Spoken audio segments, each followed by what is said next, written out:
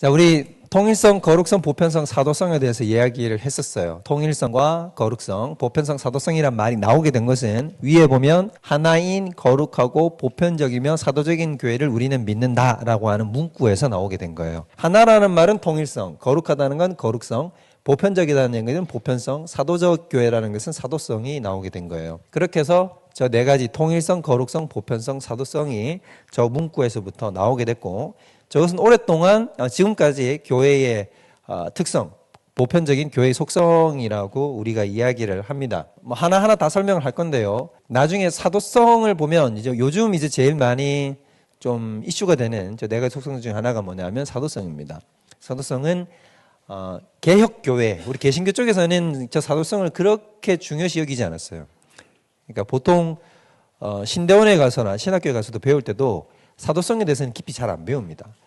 신학교에서도 어디까지 가르쳐 많이 주냐면 앞에 세 개는 언급을 좀 약간 깊이 있게 하는데 사도성에 대해서는 깊이 있게 얘기를 하지 않아요. 사도성이 좀 어디와 연관이 있으니까 카톨릭이랑, 그죠? 카톨릭은 저 사도성을 뭐로 이해한다 그랬죠? 베드로의 신앙 고백 16장 16절, 마태복음 16장 16절 뭐죠?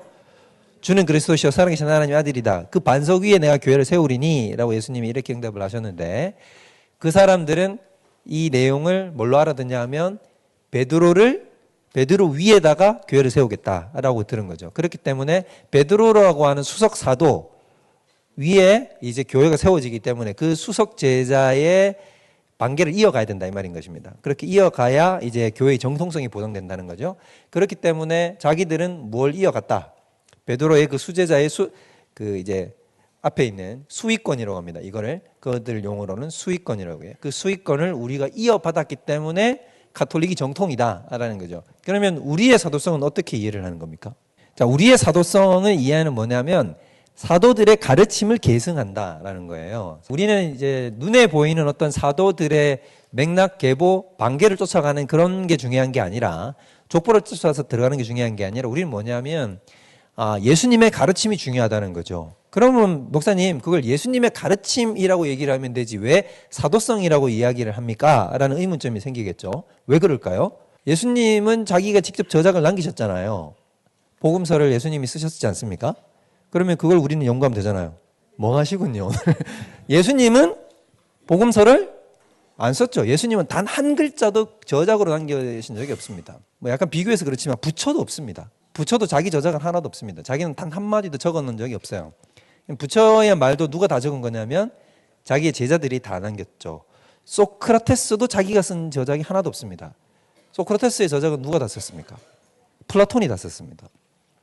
그런 것처럼 예수님의 말씀은 예수님은 직접 저작을 단 한 줄도 남기시지 않았고, 예수님에 관한 저작, 예수님의 가르침은 누구를 통해서 우리에게 전해져 오는 거죠? 사도들에 의해서 전해져 내려오는 겁니다. 사도들이 직접 듣고 경험하고 성령을 통해서 깨닫게 된 진리를 우리들에게 기록의 형태로 남겨서 우리들에게 예수님의 가르침은 이런 겁니다 라고 하고 이렇게 전하여 줬기 때문에, 그래서 우리는 그 사도들이 전하여 준 그 말씀과 계시에 근거하여 우리는 그것을 쭉 이어간다라는 의미에서 우리가 가진 사도성을 이야기를 하는 거죠. 베드로의 수익권을 이어받는 사도성이 아니라 예수님의 가르침을, 정신을 이어받는 그 사도성이다라는 것에서 나온 겁니다. 그래서 저 사도성을 계승하여 교회는 결국 예수님의 가르침을 그대로 이어받아서 세상 가운데 전해야 될 사명이 있다. 그래서 그게 바로 뭐냐면 이제 제자훈련의 신학적 기반이 되는 겁니다. 그래서 오늘날에 가장 이슈가 되는 신학적 분과도 교회론이라고 제가 많이 얘기했죠. 제일 이슈가 되는 거는 뭐라고 얘기했습니까? 삼위일체. 삼위일체가 가장 이슈가 많고 지금 삼위일체가 가장 핫합니다. 삼위일체가 가장 핫하고 그 다음으로 아마 이제 교회론에 대한 얘기가 많이 나오는 이유가 바로 여기 있다라는 거죠. 그럼 통일성, 거룩성, 보편성, 사도성이에요. 한 개씩 보면. 자, 통일성을 먼저 보면 통일성과 제가 헷갈리는 게 뭐라 그랬습니까? 보편성이 헷갈려요. 거룩성은 헷갈리지 않잖아요. 그죠? 통일하고 거룩은 뭐 그렇게 헷갈리지 않고, 통일하고 사도성도 별로 헷갈리지는 않을 것 같은데 통일하고 보편성이 헷갈립니다. 목사님, 그게 뭐가 헷갈리나요? 나중에 보면 보편성에서 이야기하는 게 통일성 같고 통일성에서 이야기하는 게 보편성 같아요. 그런데 저걸 구분하는 방법이 뭐라 그랬어요?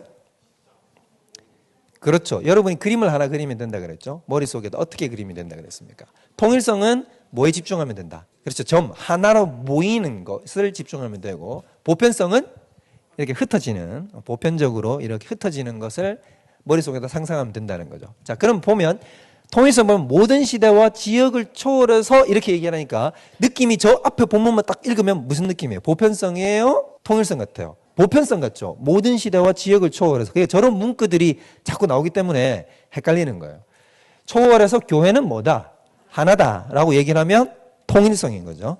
그래서 교회는 하나입니다. 그래서 하나 되게 하는 근거는 두 가지예요. 자, 그럼 모든 시대와 지역을 초월해서 교회는 하나라고 얘기를 했는데, 그럼 저기서 말하는 교회는 여기서 퀴즈, 유형교회일까요? 무형교회일까요? 다시 물을게요. 무형교회일까요? 유형교회일까요? 이 발음이 비슷해가지고 무형교회 이러면 이제 무슨 말을 하는지 제가 알 수 없어요. 제가 학교 다닐 때 우리 학교 선생님이 질문을 하잖아요. 그럼 예 아니면 아니요잖아요. 대답할 때 저는 뭐라 그랬냐면 예니요 이라고 그랬는데, 그럼 예인지 아니냐. 여기 보면 저기서 말하는 교회는 지금 시대와 지역을 초월해야 되잖아요. 그러면 시대도 지역도 사실 우리의 가시적 개념이지 않습니까? 근데 그거를 초월했다 그랬으니까 뭐겠습니까? 그렇죠. 무형교회인 거죠. 무형교회. 우리 눈으로 볼 수 없지만 모든 시대, 신구약 모든 교회, 모든 사람들, 모든 믿는 모든 사람들, 전 세계 이때까지 믿었던 모든 사람들을 다 합쳐서 하나의 교회 것 아니겠어요? 그 교회를 뭐라 그러냐면 무형적인 통일성 있는 우주적 보편적 교회다 이 말이에요. 그래서 거기서 말하는 교회가 하나다. 나중에 저 교회가 보일까요? 보이지 않을까요? 언제 보여요? 그렇죠. 우리가 천국 가면 천국에 가서 그때는 우리가 다 육신을 입게 될 거 아닙니까? 부활한 육신을 입고 다 같이 신앙생활을 같이 할 거란 말이에요. 옆에 보세요, 여러분. 옆에 있는 그분과 함께 영원히 함께 살 겁니다. 잠깐 교류반 때 보고 마는 게 아니에요, 여러분. 옆에 계신 여러분들과 영원토록 사는 거예요. 거기 천국 가서 같이 우리가 마주대하는 그 모든 사람들이 다 뭔 거예요? 바로 저 교회인 거죠. 저 하나라고 하는, 지금은 보이지 않지만 그때 가면 다 보게 되는 그 교회가 바로 통일성 있는 교회가 됩니다. 그래서 하나 되게 하는 근거는 두 가지가 있습니다. 첫 번째는 뭐냐면 우리가 믿는 하나님이 어떤 분이시다? 삼위일체 하나님이라 같은 하나님을 믿고 섬기고 있고, 그리고 우리는 삼위일체 하나님과 연합되었죠. 근데 그 연합이 누구로 말미암아 연합이 되는 겁니까? 예수 그리스도와. 자, 삼위일체가 있다고 칩시다. 자, 삼위일체 하나님이 있는데 그 삼위일체 하나님께 우리가 이렇게 접붙여져야 되잖아요. 이렇게 붙어야 되잖아요. 붙어야 되는데 붙어야 되는 링크가 뭐냐면 누구시냐면 예수 그리스도이신 거죠. 그럼 예수님은 왜 우리의 링크가 되실 수 있습니까? 예수님은 100% 인간이시고 100% 신이시기 때문에 신이신 그 고유한 속성과 인간의 고유한 속성을 양쪽 사이에서 잡아서 다 링크를 시킬 수 있는 거죠. 그렇기 때문에 우리는 예수님을 통해서 삼위일체 하나님과 연합하시는 겁니다. 그렇게 해서 우리는 다 한 아버지, 한 아들이신 예수 그리스도, 한 성령을 따라서 우리는 따라가기 때문에, 그래서 나중에 결국 궁극적으로 꼭지점에 누가 계시다 이 말이에요. 한마디로 삼위일체 하나님이 계시고 피라미드의 정점에 누가 계시다는 거예요. 삼위일체 하나님이 계시고 우리는 거기에 예수님을 통하여 다 함께 연합하기 때문에 뭐가 되냐면 우리는 하나의 거대한 교회가 만들어질 수 있다라고 얘기를 하는 겁니다. 이게 통일성의 근거라는 거죠. 그럼 근거 구조를 보면 요한복음 17장은 굉장히 신학적으로 깊은 본문이에요. 요한복음 17장을 뭐라고 부르는지 혹시 아시는 분? 대제사장적 기도. 21절 먼저 읽어봅시다. 시작.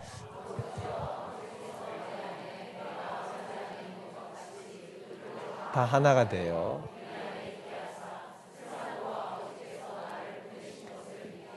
자, 여기 보면 예수님이 뭐라 그랬냐면 아버지께서 내 안에, 내가 아버지 안에. 이게 무슨 말이냐면 내가 당신 안에, 당신이 내 안에.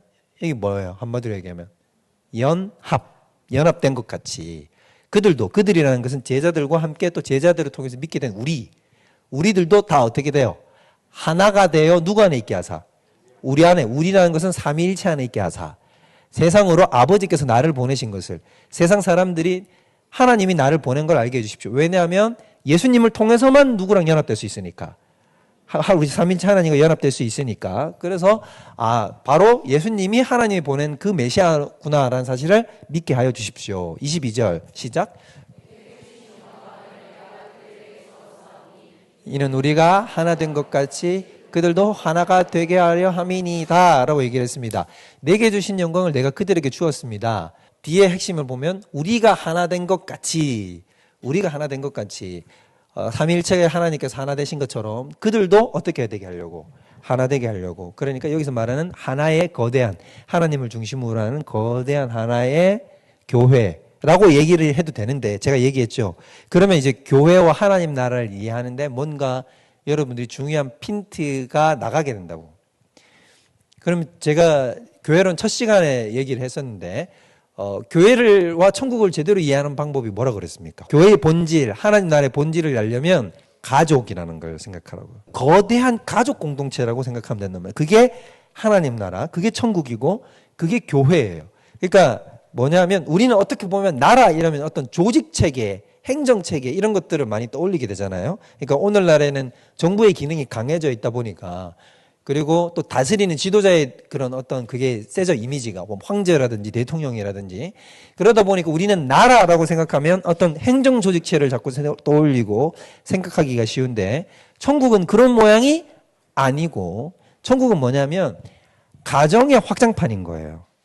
그게 가장 천국의 모양이 가깝습니다. 본질에 가깝습니다. 그래서 우리가 자꾸 하나님을 누구라고 부르죠? 아버지라고 왕이라고 부를 수도 있고 좀 심하면 대통령이라고 부를 수도 있는데 근데 우리는 그렇게 부르지 않고 하나님을 누구라고 부릅니까? 아버지라고 불러요. 아버지라고 부르고 하나님은 또 친히 우리를 향해서 뭐라고 부르냐면 자녀라고 칭하신단 말이죠. 그러니까 이렇게 도식을 깔아놓은 것 자체가 하나님은 지금 뭘 보여주려고 하는 거냐면 우리가 지금 만들어진 이 공동체가 가족 공동체라는 사실을 굉장히 강조하려고 하는 것입니다. 그게 그리고 그 본질에 가까운 거예요. 제가 여기서 본질이다라고 얘기하지 않고 본질에 뭐라고 얘기했어요? 가깝다라고 이야기한 까닭은 뭘까? 뭐 때문일까요? 뭐냐면 자 그러면 천국에서 우리가 마주대야 할 하나님은 내 아버지라는 개념보다 크겠습니까? 작겠습니까? 어떻게 크겠습니까? 많이? 정도를 얘기하는 것이 아니라 지금 우리가 세상에서 누리는 모든 것들 있죠. 하나님이 주신 모든 것들은 본질에 대한 그림자입니다. 본질에 대한 그림자예요. 그러니까 지금 우리가 세상에서 누리는 것들은 본질을 100% 담지를 못해요. 천국에 있는 것에 대한 유사한 그림을 보여주는 게 지금 우리가 누리고 있는 거라는 거죠. 자, 예를 들어 볼게요. 하나님에서부터 아버지로부터 성부로부터 누가 나오십니까? 성자가 나오고 성부와 성자 사이에서 누가 나오십니까? 성령이 나오시죠. 이게 삼위일체 가장 기본적인 개념이라고 우리가 배웠지 않습니까? 자, 그러면 이와 가장 유사한 게 바로 뭐냐면 인간의 창조거든요. 그럼 처음에 누가 만들어졌죠? 아담이 있었고 아담에게서 누가 나옵니까? 하와가 나오죠. 아담과 하와를 따로 지을 수도 있잖아요. 그냥 흙 따로 짓고 딱 따로 짓고 해가지고 후 하면 되는데 그렇게 하지 않고 일부러 시간차를 둬서 아담을 먼저 만들어 놓고 그러면 아담 먼저 만들어 놓고 다시 지능 만들어서 후 하면 되는데 그렇게도 안 하고 어떻게 했어요? 아담의 갈비뼈를 뽑아가지고 여기에서 그걸로 여자를 지었단 말이에요. 이렇게 하는 이유는 뭐냐면 여자가 어디에서부터 나왔다는 걸 그렇죠. 남자로부터 발원되어서 나왔다.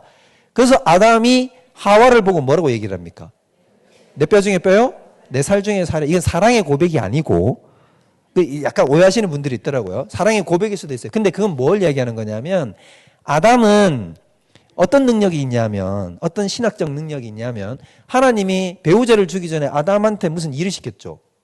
뭘 시켰어요? 이름을 지었죠. 그럼 이름 짓는 게 무슨 뜻이에요? 뭘 하는 걸까요? 그렇죠.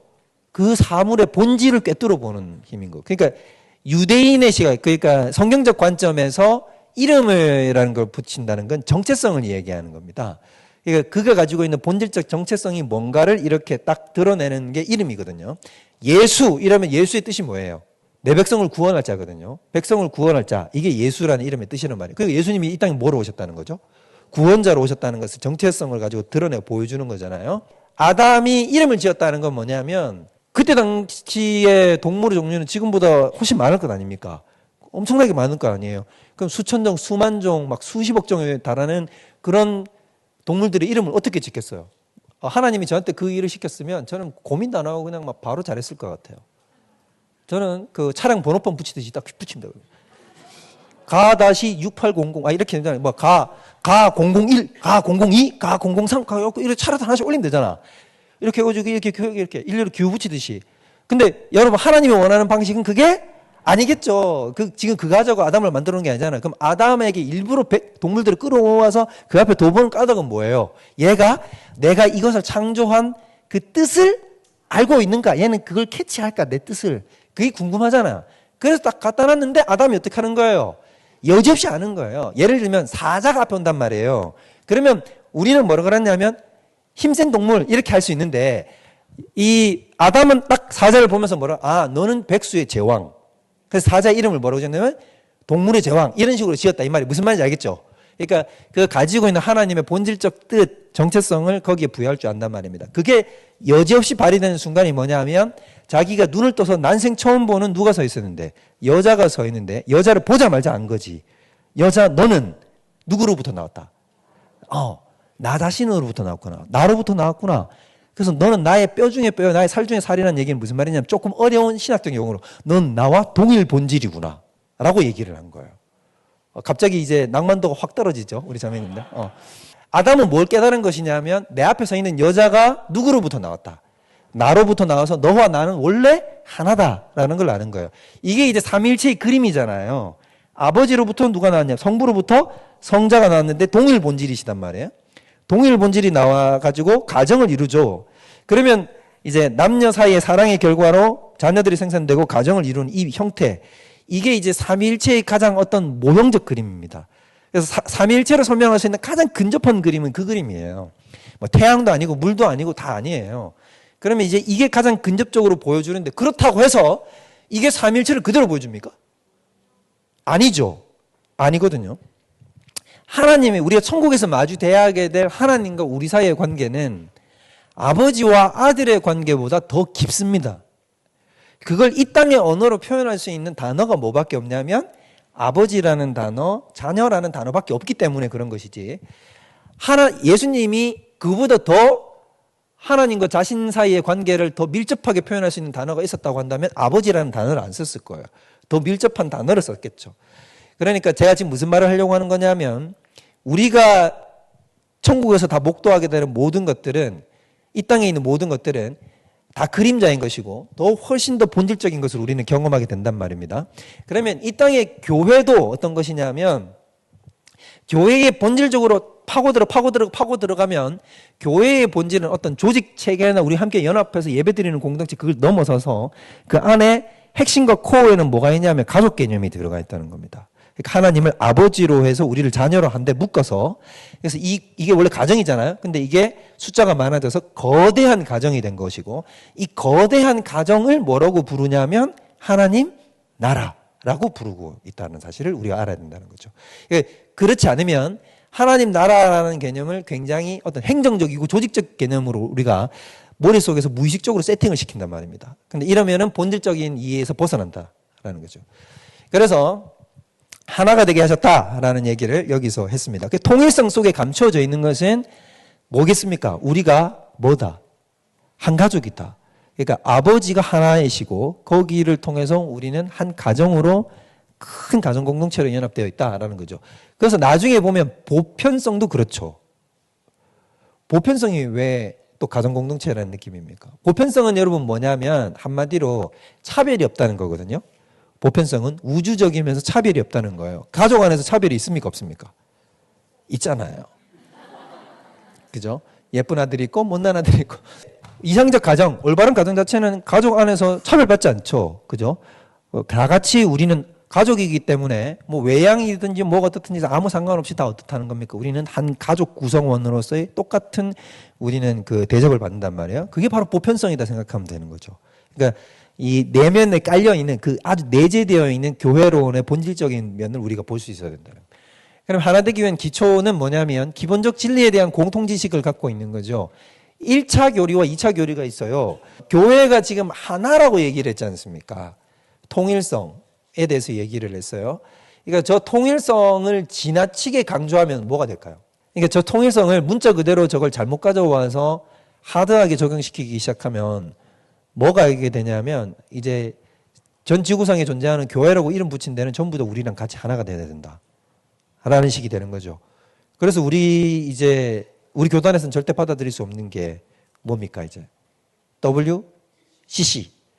그러니까 이제 세계 이제 WCG 같은 데는 뭐냐면 전 세계의 기독교라고 이름 붙이는 곳은 다 하나로 그냥 다 하나로 연합하자라는 주의거든요.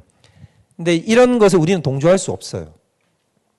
동조할 수 없는 이유는 뭐냐면 얘기했지만 우리가 예수 그리스도를 통해서 하나님 아버지와 하나라고 연합되는 데는 뭐가 되는 거냐면 우리의 공통된 신앙 고백이 있어야 되는 것입니다. 그렇지 않습니까?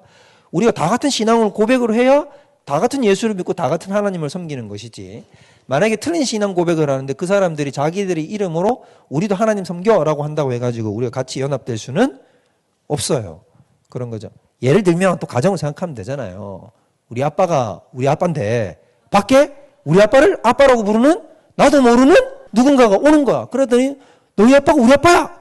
너랑 나랑 하나야. 이러면 여러분이 선뜻 받아들일 수가 있겠어요? 안 되잖아요.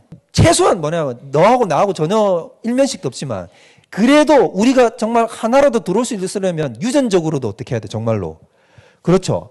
친아버지라는 게 증명이 되면 그래도 뭐 그나마 좀 납득이라도 가는데, 그러니까 이렇게 뭐가 되냐면 교리적으로 뭐가 되냐, 우리가 한 뜻으로 한 마음으로 한 믿음과 한 믿음의 내용을 고백해야 된다는 겁니다. 그렇지 않으면 그냥 막무가내로 통일성을 강조하면 안 된다는 거죠. 그래서 오늘날 이제 WCC 운동이나 이런 부분들이 잘못되는 이유가 뭐냐면 거기에 어떤 단체들도 막 들어오기 시작한 줄 아세요? 이미 들어왔어요. 몰몬교 들어왔습니다. 안식교 들어와 있습니다. 여러분, 근데 우리나라는 좀 잘 모르시는데 이미 영미권에서는 몰몬교는 좀 그렇다 쳐도 안식교 있죠. 안식교는 거의 지금 그냥 이단으로 치부하지 않는 정도까지 들었어요. 느낌이. 그러니까 이 분위기 자체가 그렇게 들어와 있습니다. 그러니까 처음에는 이제 어떻게 됐겠어요? 우리 개신교끼리 만약 예를 들면 뭐 성결교, 감리교, 뭐 장로교, 뭐 침례교 이렇게 해서 우리 하나로 합시다. 뭐 오케이, 뭐 거기까지는 그렇다. 근데 거기에 이제 카톨릭 집어넣기 시작하는 거죠. 그래야 새가 커질 것 아닙니까? 그죠? 카톨릭을 집어넣기 시작하면은 이미 뭐 카톨릭 혼자만 해도 거의 전 세계 최대 종교인데 거기에 개신교, 카톨릭 합쳐버리면 그죠? 범접하지 못할 정도의 거대한 공동체가 되죠. 카톨릭 데리고 들어와서 좋아. 100번 양보해서 카톨릭까지 들어왔다 칩시다. 카톨릭 들어왔는데 그럼 카톨릭도 들어오니까 누구도 이제 들어오자? 그렇죠. 뭐 안식교도 들어오고 이런 식으로 들어오는 거죠. 이게 문이 점점 넓혀지는 거예요. 그래서 예를 들면 싱가포르인가요? 제 기억에는 싱가포르였던 것 같아요. WCC가 아마 싱가포르에서도 한 적이 있어요. 하여튼 이 아시아 쪽에서 했는데 그때 우리나라 출신의 그 미국의 신학대 교수가 있습니다. 근데 이제 우리 쪽인 이런 정통 개신교 쪽 신학자는 아니고 자유주의 쪽에 해당되는 그런 쪽 여성 신학자였어요. 근데 그 여성 신학자가 WCC 대회에서 어떻게 했냐면 일종의 기조 연설 같은 기조 예배 같은 걸 이제 자기가 집례를 했는데 뭘 했냐면 굿을 했습니다. 굿. 초혼술을 했어요. 초혼술. 혼을 초대한다는 알죠? 초혼술 어떤 거? 영을 부르는 술. 무당들이 영 부르잖아요. 대나무 들고 작두에 올라타고 그 영 부르는 거 아닙니까? 자기의 몸을 숙주 삼아서 자기 몸에다가 영을 끌어당기잖아요. 그래서 자기는 이제 앞에서 초혼술을 하는 거야. 펄쩍펄쩍 뛰는 거죠. 그럼 누구를 부르겠어요? 성령이요 오소서 하고 초혼술을 하는 거예요. 그리고 나서는 그 초혼술이 끝났어요. 그 WCC 대회에서 실제로 있었던 얘기를 지금 저는 얘기하고 있는 겁니다. 그럼 초혼술이 끝나고 나서 어떻게 했냐? 거기 참석하는 사람들이 다 기독교계 인사들 아닙니까? 다 기립박수 쳤습니다. 그러면 이런 공동체에 우리가 같이 참여할 수 있는가? 여러분 어떻게 생각합니까? 그죠?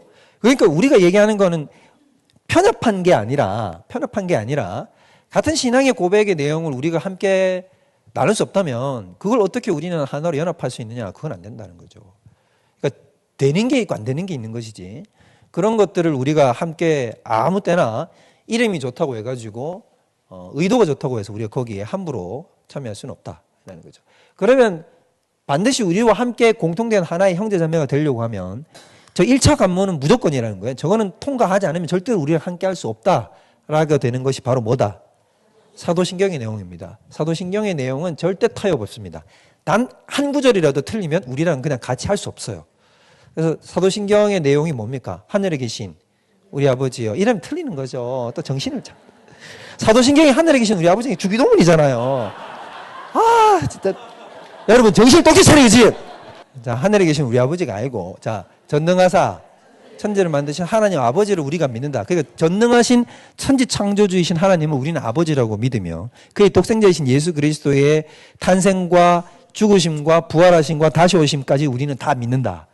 그의 문자 그대로 믿는다. 그 다음에 성령에 통한 신앙과 교회와 교제를 나누는 것과 죄를 사함받는 것과 부활하는 것과 영원히 사는 것을 우리는 믿는다는 거죠. 이 내용에 타협의 여지가 있습니까? 없잖아요. 나는 다 믿는데 예수님의 부활은 못 믿겠다. 이러면 죄송하지만 그 사람은 우리는 함께 할 수 없는 거예요. 난 다 믿는다.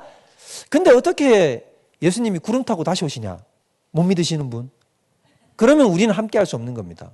그죠? 그러니까 이 1차적인 사도신경의 내용은 절대로 우리는 타협 못 합니다. 사도신경은 그래서 대체적인 복음 교단에서는 다 수용하죠. 그러니까 예를 들면 여러분이 아는 주요 교단들은 다 예외 없이 다 받아들이는 겁니다. 그리고 심지어 가톨릭도 사도신경은 그대로 받아들여요. 가톨릭도. 그래서 가톨릭도 세례 문답을 할 때 사도신경의 내용을 가지고 문답을 합니다. 원래 사도신경은 근원 자체가 뭐냐면 로마 신경이라 그래서 로마 교회에서 먼저 나왔고 로마 신경이 발달돼서 사도신경이 된 거예요. 사도들이 만든 게 아닙니다. 그럼 저걸 왜 사도신경이라고 붙였냐면 우리는 사도들의 가르침을 어떻게 한다는 거예요? 계승한다. 그래서 저 사도성에서부터 나오게 된 거예요. 그래서 사도신경이라고 얘기하고 그 어떤 사도도 저런 식으로 종합해서 만든 적은 없어요. 그럼 저렇게 종합하게 만들게 된 초창기 버전은 뭐냐면 초창기에 로마 교회에서 있었고 그럼 로마 교회에서는 이 로마 신경이 만들어지기 전에 이걸 뭘로 먼저 썼냐 하면 세례 문답용 질문으로 먼저 쓴 겁니다. 예를 들면 이렇게 된 거예요. 당신은 전능하사 천지를 만드신 하나님 아버지를 믿습니까? 이렇게 물었던 거예요. 그 다음에 그의 독생자이신 예수 그리스도께서 동정녀 마리아에게 탄생하신 것을 믿습니까? 이런 식으로 이 질문의 형태로 되어 있던 것을 하나로 다 신앙 고백 형태로 뭉친 게 로마 신경이고 로마 신경이 발달돼서 그대로 완성 형태로 나타난 게 사도신경이 된 거죠. 그래서 오늘 우리가 고백하는 이 사도신경은 모든 교파들이 다 인정을 하는 겁니다. 근데 저 사도신경을 이단들은 수정해요. 이단들은 걸고 넘어집니다. 그러니까 사도신경의 내용과 문구 있죠. 그거 가지고 뭐 이거 약간 틀립니다. 이거 이상합니다. 뭐 자꾸 이러잖아요. 그러면 그냥 여러분 볼 것도 없습니다. 그 교회는 나오셔야 됩니다. 그래서 여러분 신천지 분들 아시죠? 신천지 분 잠깐만 여기 계시대요. 신천지 분한테 제가 묻고 싶은 게 신천지에서는 사도신경 고백하지 않습니다. 절대로 안 합니다. 안 하죠 당연히. 왜 여기는 이단인데 그 내용을 어떻게 고백해? 수업 못하죠. 왜냐하면 저기에서는 딱 누구만 나와요. 성부, 성자, 성령인데 자기들에 의하면 모두 추가시켜야 돼. 그렇죠. 만이도 거기다 추가시켜야 되거든. 근데 만이를 거기다 넣지 않잖아. 그러니까 거기에는 절대 사도신경을 고백하지 않습니다. 그래서 이단 교회를 구분하는 가장 편한 방법 중에 하나가 뭐냐면 굳이 여러분 그런 자리에 가도 안 되지만 만약에 내가 뭐 교회를 옮겼는데 나도 모르게 예배 자리에 들어가 있는데 만약에 사도신경을 전혀 고백하지 않고 교회가 몇 번 예배 들어봤더니 사도신경에 대해서 부정적으로 얘기하더라. 그러면 뭐예요?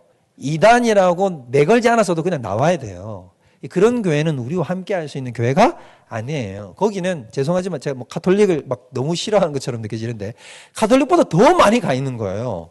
완전히 가버린 거예요. 그렇기 때문에 근처도 같이 할 필요 없습니다. 그래서 사도신경은 매우 중요한 것입니다. 그러니까 얼마나 중요하면 우리가 다 어떻게 하고 있어요, 그거를. 외우고 있죠. 그러니까 외우고 있는 건 뭐라는 거예요? 자꾸 써먹고 활용하라고 외우기 시킨 거예요. 신앙의 선배들이. 그렇기 때문에 잘 보고. 그 다음 2차 교리라는 게 있어요. 그럼 1차 교리는 절대 타협의 여지가 있다, 없다? 없다. 2차 교리는 타협의 여지가 있다는 거예요. 좋다. 저것까지 타협한다고 해서 이단이 되는 건 아니기 때문에. 이단이 되는 건 아니기 때문에 그럴 수 있다는 겁니다. 여러 가지 것들이 있겠죠. 뭐 굳이 예를 들자면 이럴 수 있어요. 우리는 타협의 여지가 없다고 생각하지만 뭐 예를 들면 이신칭의는 타협하면 안 됩니다. 이신칭의는 타협. 절대 불가한 이신칭의 교리는 1차 교리 속에 들어가는 거야. 근데 예를 들자면 예정 같은 경우. 그죠? 우리 감리교 친구들은 어떻게 할 수 있습니까? 예정을 인정하지 않을 수 있잖아요. 근데 그렇다고 해서 그걸 이단이라고 할 수 있는 그렇지는 않거든요. 그러니까 이런 약간의 의견 차이가 존재할 수 있는 부분들에 대해서는 오케이, 뭐 그것까지는 우리가 이렇게 수용할 수 있다라고 하는 거죠. 그러나 절대 1차 교리나 2차 교리 속에 특히 1차 교리를 위반하거나 바깥으로 빠져나가면 우리는 절대 함께 하셨다. 통일성이라는 것이 뭐를 얘기해야 되냐면 문자적으로 이해를 해서는 안 되고 그래서 교회는 연합이 필요하죠. 연합이 필요합니다. 그리고 할 수만 있으면 연합하려고 노력해야 합니다. 그러나 연합보다도 더 큰 것, 더 큰 가치는 뭐냐면 절대적인 진리를 사수하는 것입니다. 진리의 기둥과 터가 되어야 돼요, 교회는. 그래서 우리는 진리를 타협해 가면서까지 하나 되려고 할 필요는 없어요. 내 부모를 타협해 가면서까지 다른 가족 구성 멤버들을 끌고 들어올 필요는, 우리 가족이 끌고 들어올 필요는 없는 거예요. 그러니까 절대로 진리를 타협하려고 들지 마십시오. 그러다 보니까 이 개신교 바깥에 있는 사람들은 개신교를 보고 비난하는 이유 중에 하나는 뭐냐면 개신교는 왜 그렇게 교파가 많냐? 라는 것이죠. 분파들이 왜 그렇게 많냐? 라는 것입니다. 그래서 우리나라 한국교회사를 공부를 해봐도 멀리 갈 것도 없고 한국교회사를 공부해보면 한국교회사는 분열의 역사예요. 계속해서 떨어져 나오고 떨어져 나오고 떨어져 나오고 떨어져 나옵니다. 근데 이제 떨어져 나오는 게 분명히 부정적인 이유도 있어요. 그런데 부정적인 이유도 있지만 뭐냐면 또 한편으로는 뭐에 대한 몸부림이라고 볼 수도 있냐면 바른 진리를 사수하기 위한 몸부림이라고도 볼 수 있는 것입니다. 예를 들자면 우리나라가 일제 치하에 있을 때 그때는 우리나라 장로교 교단이 딱 하나밖에 없었습니다. 이제 장로교 전체가 하나밖에 없었어요. 하나밖에 없었는데 그때 제가 전에도 얘기했지만 그 타이밍에 이제 선교사님들이 1세대들이 와가지고 우리나라 장로교 체계를 세웠단 말이에요. 그리고 나서는 그분들 밑에서 큰 사람들이 이제 어떻게 했냐면 유학을 갔어요.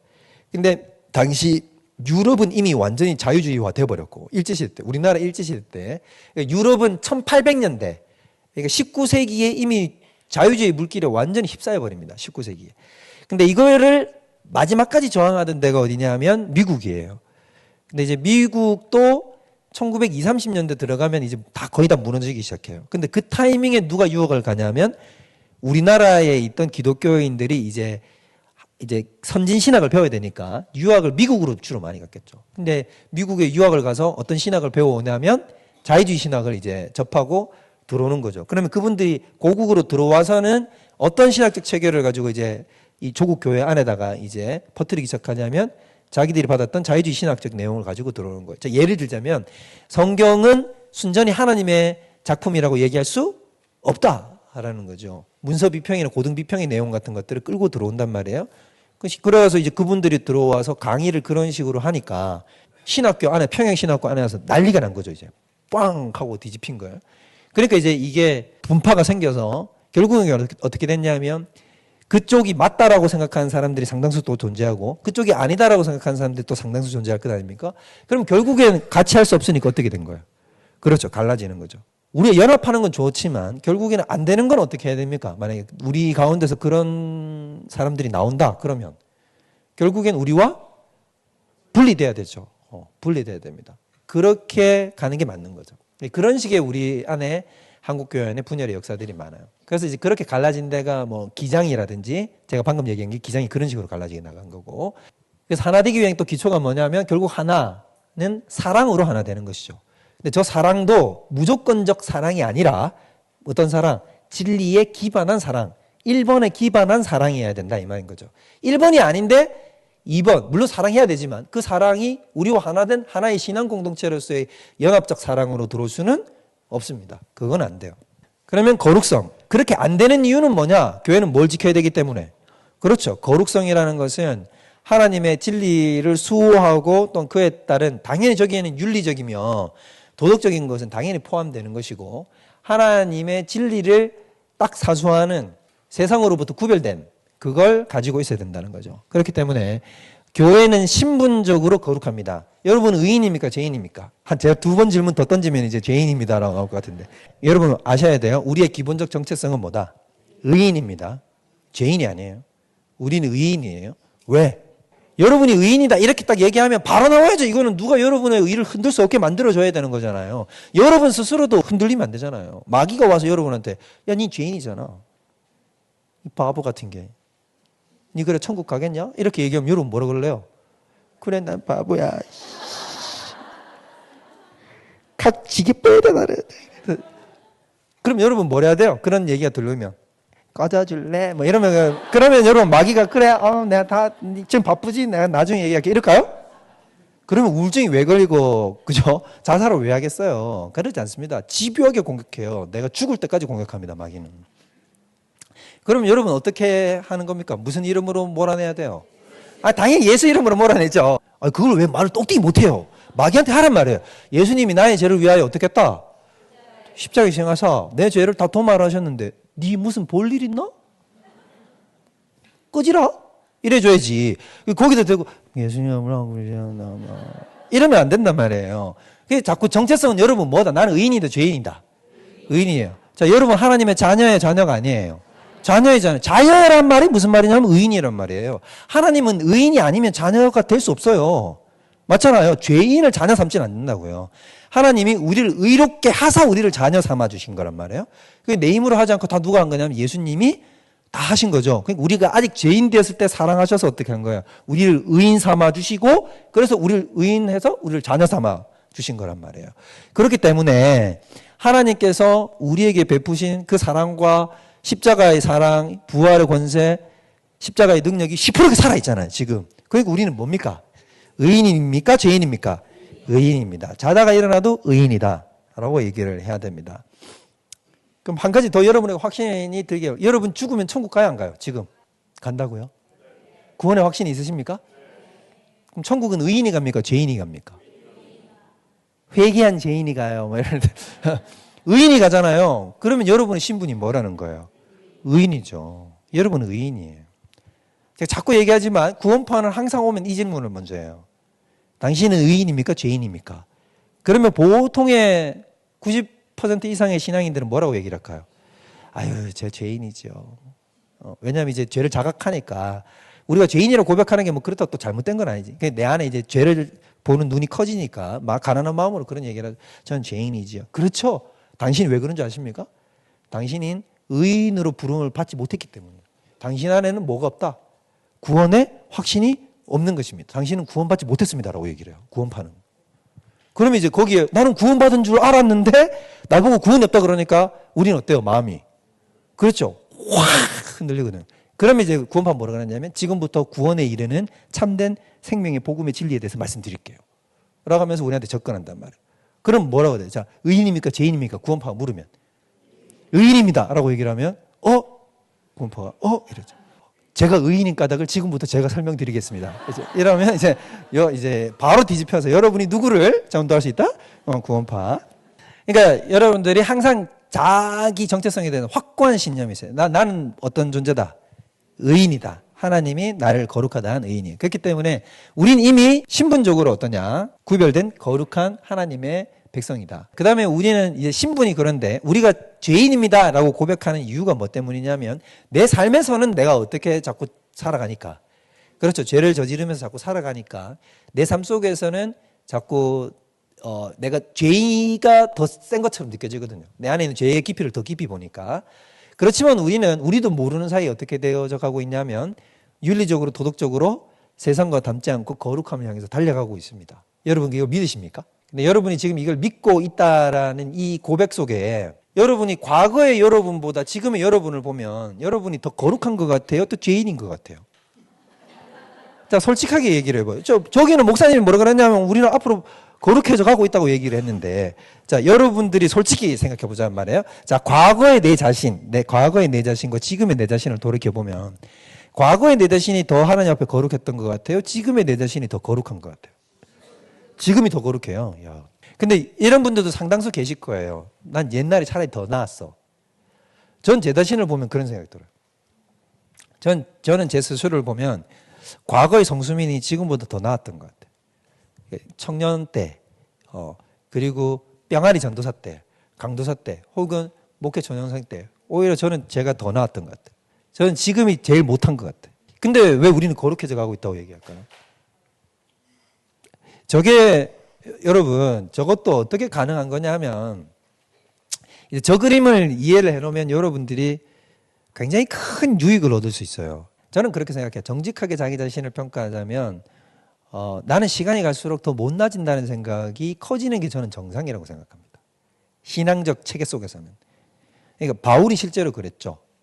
바울은 어떠냐면 자기가 죽을 때가 가까워질수록 자기를 뭐라고 부르냐면 죄인 중에 괴수라고. 처음에는 나는 사도 중에 지극히 작은 자. 제일 처음에 뭐라 그랬냐면 나는 지극히 크다 하는 사도들보다 조금도 모자라지 않다 라고 얘기를 했는데, 그 다음에 자기는 뭐라 그랬냐면 난 사도 중에 제일 작은 자라고 얘기했고, 그 다음에 나는 모든 성도들 중에 가장 작은 자라고 얘기를 하더니 마지막 디모데후서에 가면 뭐라 그랬냐면 난 죄인 중에 괴수라고 얘기를 한단 말이에요. 자기 자신을 이해하는 폭이 점점 더 이렇게 내려가죠. 그런데 하나님은 바울을 보면서 뭐라고 생각하실 것이냐면 이전보다도 더 예수님 닮은 존재로 승화되어져 가고 있다고 예수님은 얘기하실 거란 말이에요. 그럼 어떻게 이런 일이 일어나느냐 하면 우리의 자기 인식과 하나님 보시는 객관적 위치가 다르기 때문이에요. 여기 이렇게 거대한 선분이 꺼져 있다고 생각해 보세요. 선이 꺼져 있고, 그래서 우리가 성장하는 진행의 방향은 저쪽이라고 생각을 해봅시다. 자, 그러면 저쪽이 이제 끝에 예수님이 계신 거예요. 그럼 내가 저쪽 끝으로 가면 갈수록 누구를 닮은 거예요? 예수님 닮은 거죠. 자, 그러면 우리가 여기 칭의가 돼가지고 중생하고 스타트 해서 가면 어떻게 되냐면, 자, 우리의 언뜻 드는 생각은, 자, 나는 이렇게 가는데, 그래서 난 열심히 달렸어. 이렇게 됐는데, 시간이 갈수록 난 어떠냐면, 초창기 때는 내가 한 이쯤 있는 것 같아. 이쯤 있는 것 같은데, 시간이 가면 갈수록 난 어떠냐면, 오히려 믿음에 걸으면서 퇴보하는 것 같단 말이에요. 이게 자기 인식이죠. 자기 생각. 자기가 느끼는 자기 신앙의 영적 수준인 것 같은데. 근데 실제 그림은 어떠냐면, 여러분, 우리는 약간, 자, 요런 걸로 보여드리면, 이런 병 안에 들어가 있다 생각하면 돼요. 이런 병 안에. 근데 이제 이 병이 어떻게 되는, 이 안에, 우리는 이 안에 구슬처럼 이렇게 들어가 있는 거예요. 자, 구슬처럼 들어가 있는데, 자, 우리가 실제로 이동하는 건 어떻게 하냐면, 여기에 안에 실려서 절로 가고 있는 거예요. 저쪽으로 가고 있는 거예요. 그러니까 그럼 저쪽으로 어떻게 가느냐? 그럼 저쪽으로 갈 때 이렇게 가는 거죠. 그러면 가는데, 내가 인식하고 있는 건 뭐냐면, 나는 요 안에서 생각하고 있는 거예요. 그러니까 나는 처음에는 한 이쯤 가 있다 생각한 거지. 무슨 말인지 이해돼요? 처음에 시작할 때는 이 병의 중간쯤 갔다, 자기는 꼴인 지점 여기를 생각하는 거야. 그러나 실제 꼴인 지점은 저기고. 난 그래서 이쯤 잘하고 있어 라고 생각했는데, 실제로도 그렇고 내 생각으로도 그렇고 나는 어떻게 되냐면 이 안에서 이렇게 뒤로 가고 있거든. 맞죠? 그런데 실제로 이 병 통째는 어디로 가고 있는 겁니까? 이미 여기로 이렇게 자꾸 가고 있는 거예요. 시간이 흐르고 공간이 가고 세월이 흘러갈수록 하나님은 나를 어떻게 하고 있냐면 이 믿음의 배에다 태워가지고 나를 이렇게 그냥 가고 있는 거야. 그러니까 객관적인 내 위치는 지금 자꾸 어디로 가고 있는 거예요? 자꾸 예수님 가까이 가고 있는 거예요. 나도 모르는 사이에. 그래서 나중에 우리 하나님 앞에 가면 나는 맨날 어디에 있는 것처럼 보이냐면 나는 이 병 꼭대기 뒤에 바닥에 이렇게 있는 것처럼 보여서 그렇게 살았는데, 알고 봤더니 내 위치가, 객관적 위치가 어디로 가 있냐면 저기 끝에 가 있는 거죠. 그러면 천국 가서 뭐라 그러겠어요, 우리가? 내가 한 게 없어요. 하나님, 난 맨날 불순종만 하고 뻘짓만 하고 내 마음에 안 들고 하나님 마음에 안 들고 맨날 나는 그렇게만 살았는데, 어느 순간인가 하나님이 나를 어디다 데려다 놨냐면 여기다 데려다 놨단 말이죠. 여기 이 믿음의 배에 태워가지고. 놀라운 겁니다, 여러분. 그래서 우리가 돌이켜보면 우리가 살아가고 있는 이 일상 있잖아요. 루틴. 보잘것없잖아요. 여러분 오늘 정말 막 거룩하고 영적인 능력이 넘치고 막 그렇게 살았나요? 그러지 않은 일상이 더 많잖아요. 그러면 그렇게 비루하기 짝이 없는 나의 일생이 도대체 하나님 안에서 무슨 의미가 있을까? 난 오히려 퇴보하는 것 같기도 하고 바쁘면 쫓기기만 하는 것 같고. 그런데 근데 이 톱니바퀴처럼 살아가는 이 인생이 어떻게 되냐면 하나하나 나도 모르게 나를 어디로 데려가고 있냐면 하나님의 그 거룩한 분량에까지 나를 데리고 가고 있어요. 그게 하나님이 우리를 향해서 베푸신 은혜와 사랑의 그 놀라운 모습인 것입니다. 결국에는 우리가 누구의 모습에 다다르게 될 것입니까? 예수 그리스도의 그 장성한 분량에 다다르게 될 거예요. 그래서 교회가 거룩하다는 걸 에베소서 5장 26절에서 27절에 이렇게 얘기를 합니다. 다 같이 한번 읽어볼까요? 시작.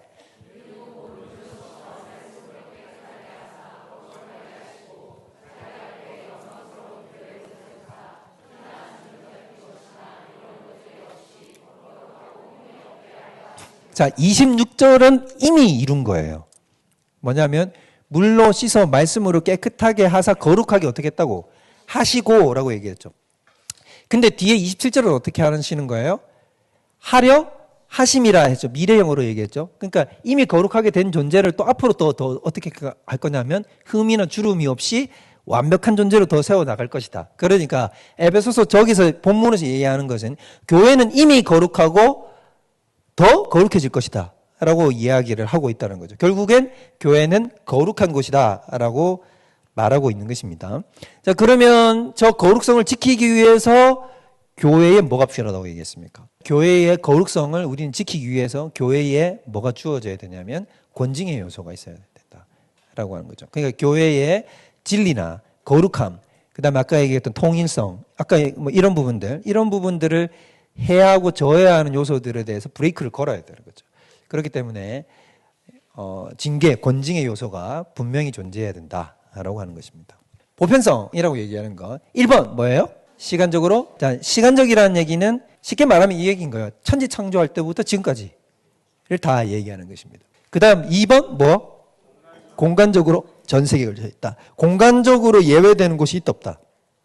없습니다. 만약에 화성에 교회를 지으면 머스크는 자꾸 화성 간다 그러잖아요. 경기도 화성 말고요. 여러분 순간 경기도 화성이 왜 문제가 되지? 이렇게 생각해요. 마스 저기로 가서 자 정말로 로켓 타고 화성에다 가가지고 화성에 개척교회 세웠어. 자 그러면 그 화성에 있는 개척교회는 우리와 같은 교회입니까? 맞죠? 그럼 조금 더 확장할까요? 은하계 끝에 가면 거기도 맞습니다. 그렇죠. 그래서 우주적이면 보편적인 교회라는 것은 우주 어떤 곳이든 피조세계 어떤 곳이든 어떤 장소이든지 그것은 다 우리 보편교회 속으로 들어가게 되는 겁니다. 이건 약간 번외인데 가톨릭은 그래서 약간 지금 꿈을 꾸고 있어요. 꿈꾸고 있는 것 중에 하나도 뭐냐면 가톨릭은 외계인에 대해서 굉장히 진지하게 다룹니다. 지금 신학적으로 굉장히 진지하게 다뤄요. 왜 그럴까요? 외계인들이 만약에 예수님을 믿으면 그러면 그들이 예수님을 믿게 된다면 그들도 다 누구의 범위 아래 들어와야 되니까. 그렇죠. 그들이 가톨릭 이름 자체가 보편교회니까. 그래서 거기에 대한 신학적 기반을 벌써 놓고 있어요. 외계 생명체나 외계 지적 존재가 발견됐을 때 그것에 대한 신학적 이게 답변을 하기 위해서 다 준비하고 있습니다. 그래서 전에도 한번 말씀 살짝 드린 적이 있지만 개신교는 이쪽에 대해서 아예 신학적 대응이 없습니다. 연구가 거의 전무하다시피 해요. 여러분 만약에 외계 지적 존재가 발견되면 어떻게 될 것 같습니까? ET가 실제한다. 여러분 그거 아세요? 지금 만약에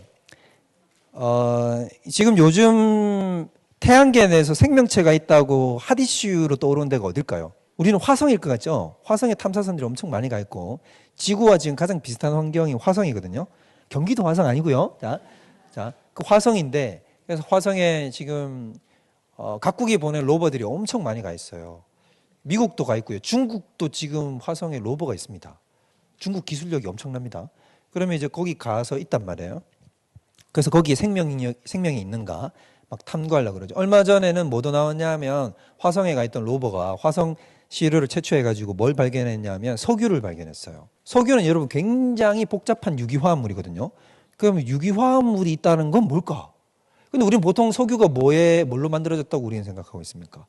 그죠? 공룡사체나 이런 것들이 이제 이 압력에 의해 가지고 석유로 변화됐다고 우리는 이제 이게 석유도 화석설이 있고 암석설이 있고 막 그래요. 요즘은 이제 화석설을 잘 따라가지 않습니다. 그래서 어쨌든 만약에 그런 형태로 돼가지고 그렇게 유기물이 나왔다. 그러면 화성에 진짜 옛날에 뭐가 있었다는 거예요. 그렇죠.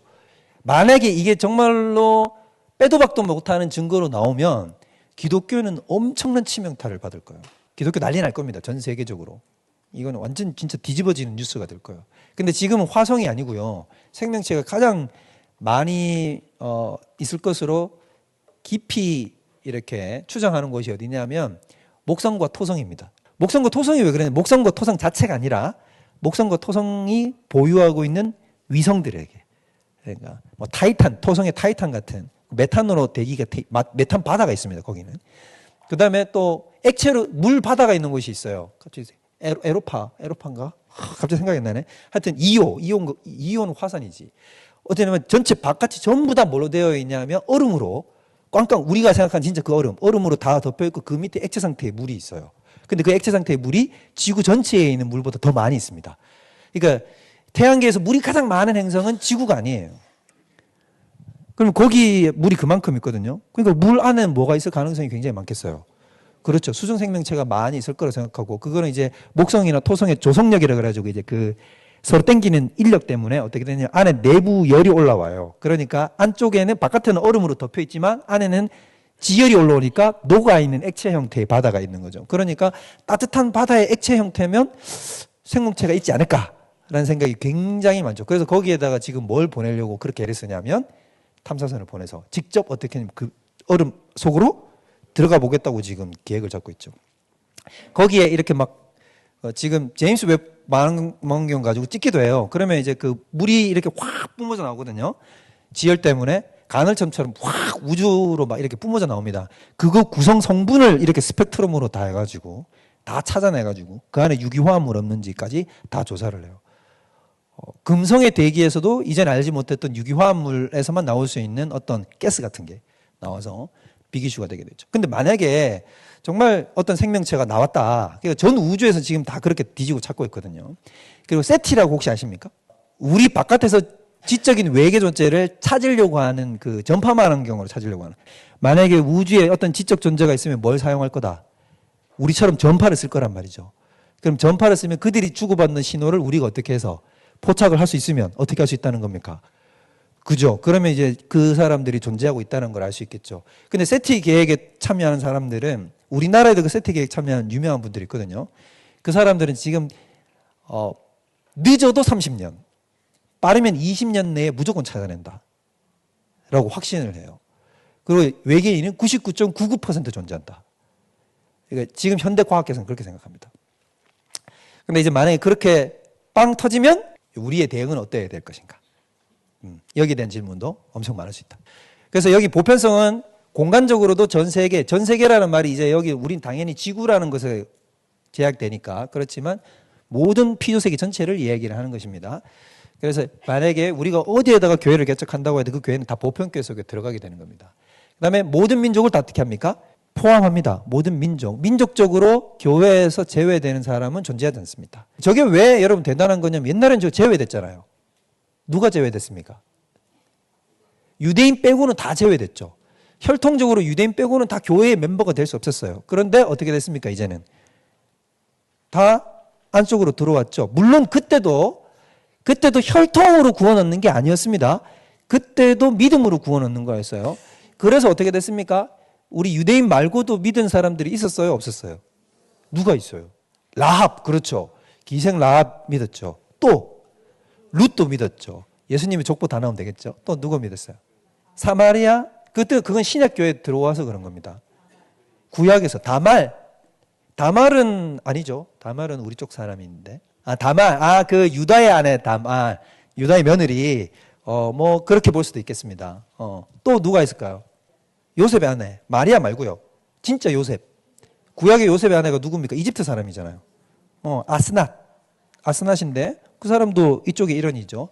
좀 더 나아가자면 누구? 그렇죠. 기브온 주민 그쪽 사람들도 되겠습니까? 들어갈 때 여호와 앞에 다 이제 평생 종으로 살기로 하고 귀속돼서 들어온 사람들이죠. 그러니까 이런 사람들처럼 당시에도 어떻게 되냐면 하나님의 믿음 안으로 들어온 사람들이 구원을 얻는 거예요. 그런데 이제 유대인 안에서는 특히 하나님의 구약에서는 왜 그렇게 했습니까? 민족적으로 그렇게 해서 이 신앙적 색채가 섞이지 않도록 하기 위해서 하나님께서 일단 할례라는 의식을 통해 가지고 민족적으로 어느 정도 일정의 담을 쌓아 놓은 거죠. 근데 이제 그게 신학적으로 깨지는데 예수님부터 시작 와가지고 나중에 사도행전 15장 가서에 겨우 깨지는 그렇게 됩니다. 그래서 결국 오늘날로 보면 모든 민족이 다 포함됩니다. 흑인도 포함이 돼요. 흑인도 당연히 포함되죠. 그 노예들이 신세계 문명에서 만져야 할 수 있는 유일한 위로가 누구였냐면 예수 그리스도였습니다. 그래서 예수라는 존재가 있는데 그 존재가 우리를 어떻게 사랑해서 우리를 어떻게 건져줬는지에 대한 내용. 우리 같은 나 같은 노예도 사랑한대 라고 얘기를 하는데 이게 얼마나 전율하는 진리인지 모르는 거예요. 밑에 보면 4번 모든 신분, 지역, 나이, 성별을 뛰어넘어 하나 된 공동체. 저게 얼마나 파괴력이 있는 것인가. 저것 때문에 결국 뭐가 무너져 버리냐면 전 세계의 신분제가 없어져 버리고 노예제가 없어져 버리는 것은 뭐 때문이라는 거예요? 교회 안에 들어왔다 하면 뭐가 없어져 버리니까 신분, 노예, 성별 이거 다 없어져 버리는 것이죠. 우리나라가 이거에 대한 혜택을 엄청나게 본 것이에요. 승동교회 아십니까? 저 경북궁 옆에 있는 승동교회가 있습니다. 인사동, 그죠? 우리 권사님 역시 잘하시네. 그 승동교회가 왜 굉장히 역사적인 교회냐면 그 승동교회에서 통합과 합동이 갈라졌어요. 그 성동교회에서부터 우리 통합합동이 갈라지게 되는 아주 그 중요한 분기점이 되는 교회입니다. 근데 그 성동교회는 역사적으로도 엄청 중요한 교회인데 그 교회가 어디 옆에 붙어 있다 보니까 경북궁 옆에 붙어 있다 보니까 옛날부터 거기는 그 왕족들이나 귀족들이나 이런 사람들이 잘 다니던 이제 아주 그런 이 고관대적들이 많이 다니는 교회였답니다. 마부가 다녔거든요. 그 왕이 되실 뻔한 분의 마부, 말을 끄는 앞에서 이렇게 줄잡고 말을 끄는 사람이 그 교회에 다닌 거예요. 그 교회에 다녔는데 그 마부가 어떻게 했냐면 이렇게 말을 끌고 이렇게 앞을 갈 거 아닙니까? 이게 가면서 이 뒤에 있는 그 왕족님에게 뭘 했을까요? 전도를 했어요. 그래서 나으리, 제가 요즘 교회라는 곳을 가고 있는데 혹 저와 함께 가보실 생각이 없습니까? 이렇게 얘기했더니 그 뒤에 앉아있는 그 왕께서 어떻게 하셨냐면 비웃는 거지. 네가 감히 천하 몇 마디 말로 나를 전도하라 하느냐. 이렇게 했는데 그때 마부가 또 기가 막힌 얘기를 했는데 제가 그 말이 지금은 당장 기억이 안 나요. 그랬는데 참 아이러니하게 어떻게 했냐면 그 마부가 전도를 해서 누가 나오게 됐냐면 이 왕족님의 그 아내와 그 딸들과 함께 그 자녀들이 나오기 시작을 한 거예요. 그랬더니 이제 이 왕족님도 어느 순간인가 이제 교회를 오게 된 거예요. 성동교회를 오게 된 거죠. 성동교회를 오게 됐는데 복음을 영접했어요. 복음을 영접하고는 이제 어느 날 교회에 누가 딱 들어왔냐면 이 마부가 들어왔잖아요. 마부가 딱 들어왔을 때 이 왕족이 딱 가가지고 손을 탁 잡으면서 뭐라 그랬냐면 이 그 마부한테 형님 이랬어요. 우린 이제 같은 형제라면서요. 나이가 많으시니까 이제 형제님이시죠. 형님이십니다. 내 형님으로 모시겠다. 이 신분이 깨져버리는 거죠. 주일학교에 그 주일학교에 누가 다녔냐면 봉주리라는 애가 다녔습니다. 이름이 봉주리. 봉주리는 백정의 아들이었어요. 백정은 사람 취급 못 받잖아요. 근데 그 백정네 집이 어디에 있었냐면 그 봉주리 집이 어디냐면 경기도 수원. 여러분 수원이 뭘로 유명합니까? 왕갈비 유명하죠. 왜 갈비가 유명한지 알겠죠?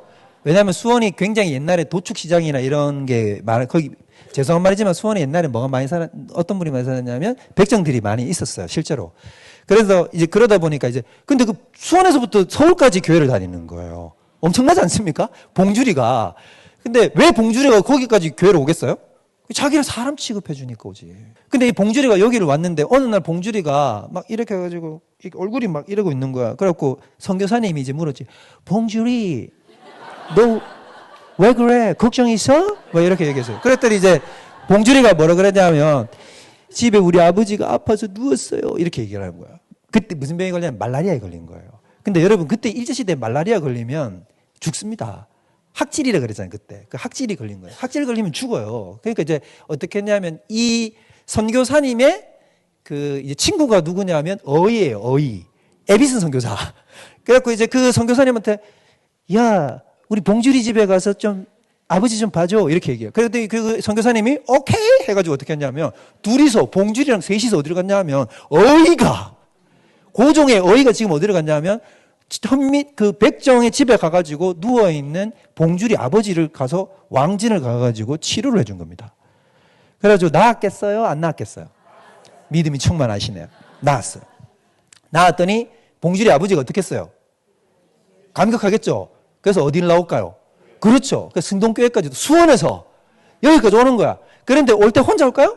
아니죠. 이런 분들이 어떻게 하냐면 이제 친구들을 막 정도를 다 했는데 근데 다 친구가 다 누구야? 백정이지. 백정을 싹 끌고 막 수십 명씩 데리고 막 와가지고 이제 수원에서부터 경북궁까지 와가지고 거기 나라님이 계시는 바로 옆에 있는 승동교회라는 곳에 갔더니 거기 왕족 귀족들이 다 양반들이잖아. 근데 그래 백정 그래 뭐 한 명 오는 거 그렇다 치는데 갑자기 떼거지로 들어오기 시작하니까 여러분 기존에 있던 양반 신자들이 느낌이 어때요? 싫어했습니다. 싫어해가지고 선교사님한테 뭐라고 얘기를 했냐면 이렇게 얘기를 했어요. 선교사님, 자 백정들이 이렇게 오는 거 그래 좋습니다. 그런데 우리는 같이 한데 어울릴 수는 없습니다. 그렇기 때문에 저 사람들과 예배를 분리시켜 주든지 저 사람들이 예배를 떠나게 하든지 둘 중에 한 가지를 하십시오. 안 그러면 우리는 다 이 교회를 떠날 겁니다. 라고 얘기를 했어요. 그랬을 때 선교사님이 허락을 했을까요? 안 했을까요? 안 했어요. 저는 여러분들은 다 잃어버린다고 해서 백정으로 오신 저 성도님들을 못 오게 할 수 없다. 어떤 차별도 할 수 없다고 버텼습니다. 그랬더니 정말로 양반 성도들이 다 떠났어요. 싹 떠났으니까 봉주리 아버지는 어때요? 마음이. 그렇죠. 불편해갖고 어떻게 할까요? 전도를 더 많이 하는 거예요. 그래갖고 수원시내 백장이라는 백장들은 다들 와가지고 교회가 막 더 부흥을 해보는 거야. 막 부흥해 보는데 그래가지고 어떻게 했냐. 근데 참 저는 대단한 게 뭐냐면 그 떠났던 양반 성도들이 어떻게 했냐면 다시 회개하고 돌아옵니다. 돌아와서 어떻게 했냐면 이 백정 성도들을 싹 다 끌어안아요. 끌어안고 그 봉주리 아버지 있죠. 봉주리 아버지가 그 교회 장로가 됩니다. 그럼 장로를 뽑아주는 건 누가 투표를 해줬다는 거예요. 그렇죠. 양반 성도들이 가편 투표를 해줬기 때문에 되고요. 그 봉주리 아버지가 이제 뭐에 앞장서냐 하면 백정들의 장로님이 되셔가지고 백정들의 신분, 천민 탈출하는 거 있잖아요. 이거 신분 운동에 앞장서시는 분이 되셨고, 사회민족 운동의 첫 번째 그분이 되셨고, 그분이 또 데려왔던 봉주리 있죠. 봉주리한테 이름을 새로 지어줘요. 봉주리한테 아버지가 이름을 뭐라고 지어주냐면, 너는 박서양이라고 지어줘요. 약간 서양에서 오신 분들한테 은혜를 입었잖아. 그랬던 것 같아요. 뭐 그 뜻인지 모르겠어요. 제 이름 뜻은 모르겠어요. 그런데 이름이 뭐냐면 정확한 건 박서양이에요. 박서양이라고 지어주고 이 박서양이 누구냐면 우리나라 1호 서양 의사입니다. 우리나라 서양 의사, 1호 서양 의사예요. 아마 세브란스 그 병원에 아마 그 제일 위에 초대 어르신일 거예요. 예, 그렇게 되는 거죠. 여러분, 그러니까 보세요. 뭐가 얼마나 위력적이냐면 모든 신분, 지역, 나이, 성별을 뛰어넘어 하나된 공동체가 되어버리니까 뭐가 다 파괴되어 버립니까? 그죠? 저 모든 것들이, 모든 차별적 요소들이 교회 안에서는 어떻게 돼버려요? 다 하나로 연합돼서 하나로 용광로처럼 녹아버려. 멜팅팟에 들어간 것처럼 확 녹아버리잖아요.